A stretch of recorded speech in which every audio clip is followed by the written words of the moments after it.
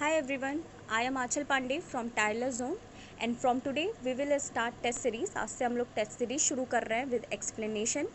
इन test में आपको 10 से 15 जीएस के क्वेश्चन मिलेंगे जो कि रैंडम बेस नहीं रहेंगे बल्कि प्रीवियस ईयर बेस्ड क्वेश्चन आपको मिलेंगे ताकि तैयारी और अच्छे से हो सके।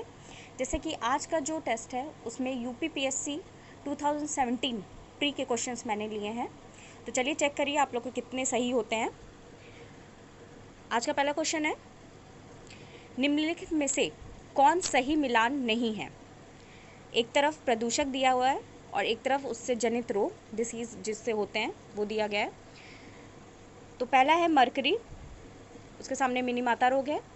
दूसरा कैडमियम, उससे होने वाला रोग इटाईटाई। तीसरा है नाइट्रेट आयन जिसे ब्लू बेबी सिंड्रोम लिखा है। और डी है फ्लोराइड आयन अपच।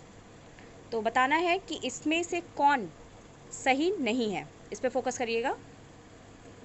तो आंसर होगा फ्लोराइड आयन, इससे अपच नहीं होता है।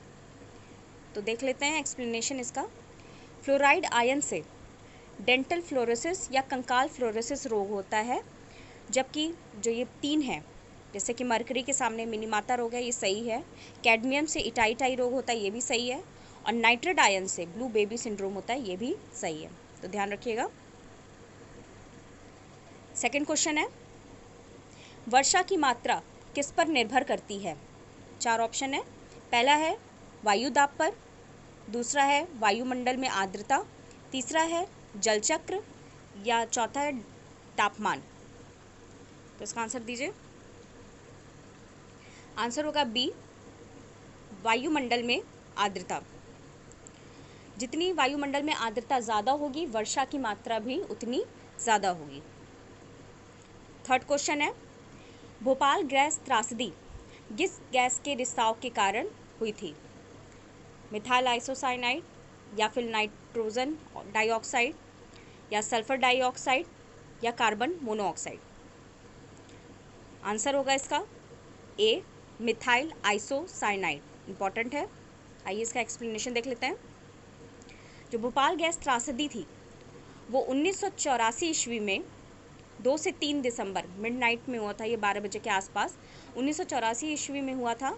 और इस दिन यूनियन कार्बाइड इंडिया लिमिटेड जो कि एक कीटनाशक कंपनी थी, इस कंपनी में मेथिल आइसोसाइनाइड का रिसाव हो जाता है, जिसकी वजह से काफ़ी लोगों की मृत्यु होती है। तो याद रखिएगा कि भोपाल गैस त्रासदी का सन भी याद रखिएगा 1984। Union carbide India limited company का नाम था और मेथिल आइसोसाइनाइड ये इसके रिसाव से हुआ था। तीनों ही इंपॉर्टेंट है। फोर्थ क्वेश्चन है, निम्नलिखित में से कौन भारत में स्थापित प्रथम राष्ट्रीय उद्यान है। ए, चंदौली राष्ट्रीय उद्यान, बी, जिम कॉर्बेट राष्ट्रीय उद्यान, सी, गिर वन राष्ट्रीय उद्यान, या डी, दुधवा राष्ट्रीय उद्यान। इसका आंसर करिए। आंसर होगा बी, जिम कॉर्बेट राष्ट्रीय उद्यान। तो चलते देख लेते हैं ये चारों ही कब कब स्थापित हुए थे। तो जो चंदौली नेशनल पार्क है, राष्ट्रीय उद्यान है, वो मई 2004 में स्थापित हुआ था, जबकि जिम कॉर्बेट नेशनल पार्क प्रथम नेशनल पार्क ये 1936 में, गिर वन राष्ट्रीय उद्यान गुजरात में 1965 में, और दुधवा राष्ट्रीय उद्यान यूपी का 1977। ये इंपॉर्टेंट है, दुधवा राष्ट्रीय उद्यान कई बार एग्जाम में पूछा गया है, तो इन सब के ईयर याद रखिएगा।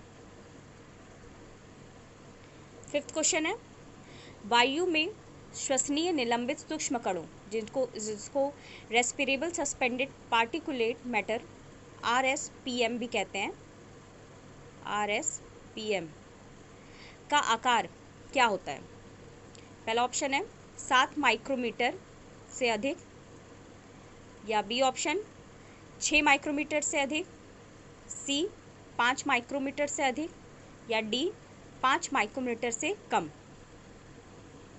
तो इसका आंसर होगा डी, 5 माइक्रोमीटर से कम।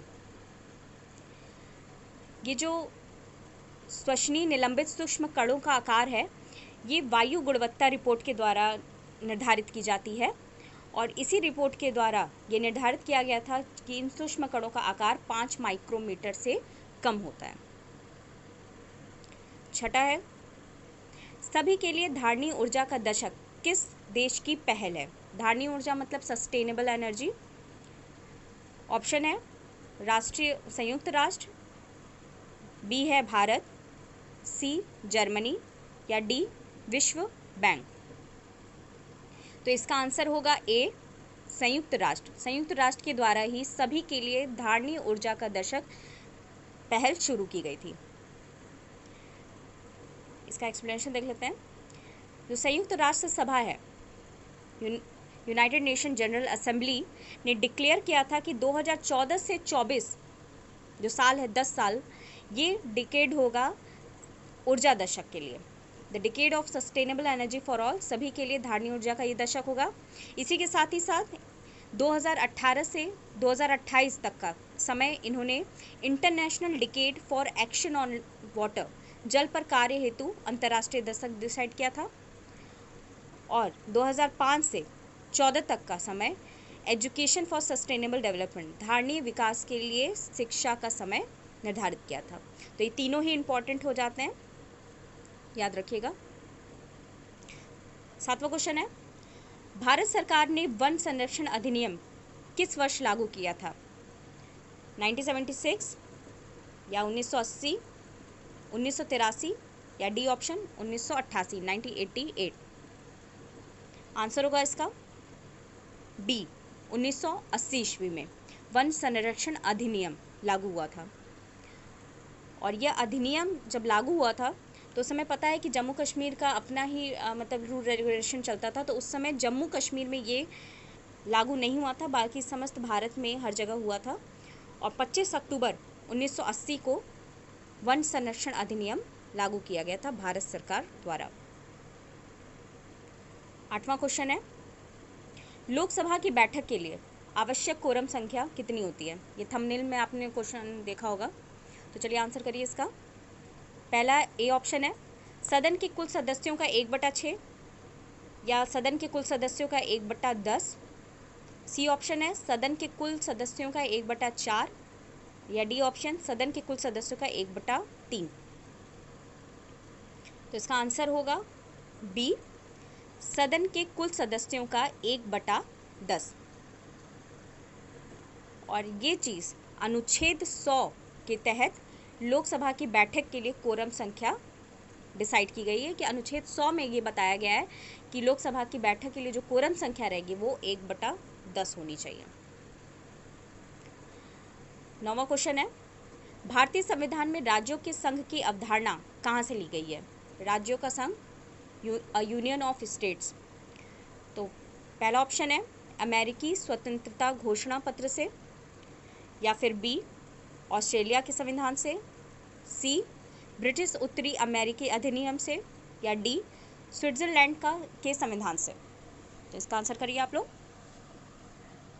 यूनियन ऑफ स्टेट्स, ये जो अवधारणा है इसका आंसर बी होगा, ऑस्ट्रेलिया के संविधान से ये अवधारणा ली गई है।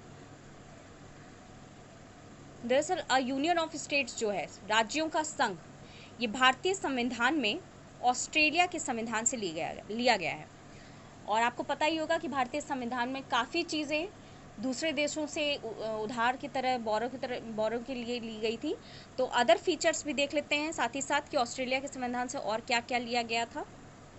तो पहला है समवर्ती सूची, जिसको कंकरेंट लिस्ट भी कहते हैं, या व्यापार की स्वतंत्रता, फ्रीडम ऑफ ट्रेड, या संयुक्त बैठक, joint sitting of 2 houses of parliament. ये सारी ही चीज़ें, चाहे राज्यों का संघ हो, समवर्ती सूची हो, व्यापार की स्वतंत्रता हो या संयुक्त बैठक हो, ये सभी चीज़ें ऑस्ट्रेलिया के संविधान से भारत के संविधान में ली गई है। अच्छा, आप लोग को पता हो तो बताइएगा कि जॉइंट सिटिंग, जो संयुक्त बैठक होती है दोनों हाउसेस के बीच में, उसकी अध्यक्षता कौन करता है? कमेंट बॉक्स में इसका आंसर करिएगा। 10वां क्वेश्चन है, नीचे 2 कथन दिए गए हैं, एक कथन है, दूसरा उसका कारण दिया गया है, बताना है कौन ऑप्शन इसमें सही होगा। तो कथन ए है भारत में न्यायिक समीक्षा का क्षेत्र सीमित है। न्यायिक समीक्षा मतलब जुडिशियल रिव्यू। और इसका कारण दिया गया है भारतीय संविधान में कुछ बातें उधार ली गई हैं। इसके जो ऑप्शन है, पहला है ए और आर दोनों सत्य है पर आर ए का सही स्पष्टीकरण है। बी ऑप्शन है ए आर दोनों सत्य हैं लेकिन आर ए का सही स्पष्टीकरण नहीं है।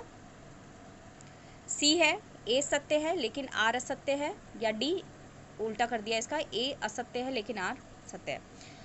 तो देख लेते हैं, चलिए कथन ए की तरफ। भारत में न्यायिक समीक्षा का क्षेत्र सीमित है, ये बिल्कुल सही बात है। दूसरा है, इसका कारण दिया गया है कि भारतीय संविधान में कुछ बातें उधार ली गई, ये भी सही है। कुछ बातें क्या, बहुत सारी ही बातें दूसरे देशों के संविधान से उधार में ली गई हैं। जैसे अभी बताया था कि ऑस्ट्रेलिया के संविधान से क्या क्या बातें उधार में ली गई हैं। पर इसका जो आंसर होगा वो बी होगा। ए और आर दोनों सही है पर आर ए का सही स्पष्टीकरण नहीं करता है। ये इसका आंसर देख लेते हैं। जो जुडिशियल रिव्यू है वो भारत में सर्वोच्च न्यायालय को ये अधिकार दिया गया है कि वो जुडिशियल रिव्यू कर सकता है।